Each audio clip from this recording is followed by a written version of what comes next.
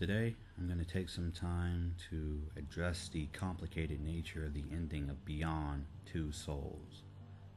This video contains spoilers, and although there is a possibility that the information I relate to you may be fake, it is 101% accurate. I guarantee you that. I want to go ahead and start with the big reveal concerning Jaden's identity. It turns out that Jodie's ghost buddy was actually the reincarnation of Dr. Parker, Norman Osborn's childhood friend. Long ago, Peter and Norman had a bit of a falling out when Peter, out of spite, let a thug escape after he robbed some guy that Peter didn't like.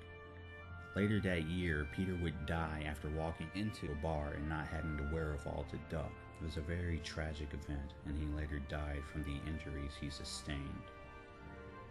Flash forward a few years, and it turns out that the thug would later go on to become the drunk driver that killed Norman's wife and daughter, which only served to intensify his hatred for Peter.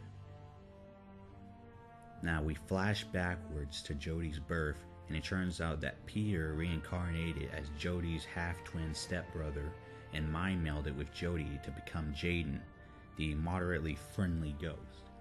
She learns this information sometime after Norman, having sadly but predictably lost his goblin-addled mind, sets off a condenser that would blend the Soul Society and the world of the living into one existence.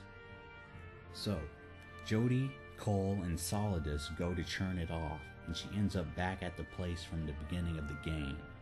Here she can choose to die and see Jaden, other dead people, and her mother, if she chose to let Jaden crush her brittle heart like glass. Or she can go back to the world of the living and continue, living after shutting down the condenser. Then she goes and lives her life as she slowly succumbs to dementia and writes a horror thriller novel called Alan Wake, where she fights ghost crime as a strong, independent white woman in a black man's world, alongside her equally strong, equally independent, and equally white woman, young Ward, Zoe, in a similar vein to the iconic Batman and Robin dynamic duo relationship.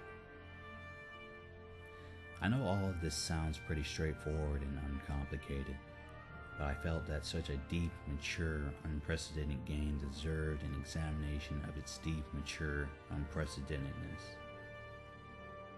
And I hope that this video managed to clear up a few questions that some of you might have had in regards to the ending of Beyond Two Souls.